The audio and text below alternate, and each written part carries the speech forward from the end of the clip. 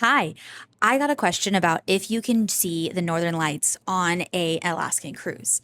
So the answer is maybe, but I would not bet an Alaskan cruise on seeing the Northern Lights because it's just completely different seasons.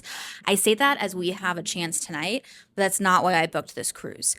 And I would not recommend going on a cruise during the time that you can see the Northern Lights because you're going to miss the true experience of an Alaskan cruise.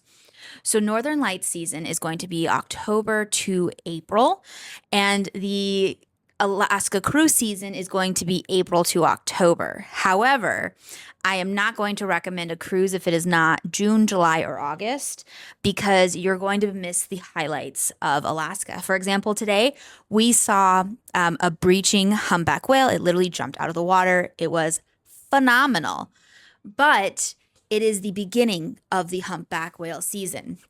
So you're not going to be able to actually see that if you do a cruise during the Northern Lights season.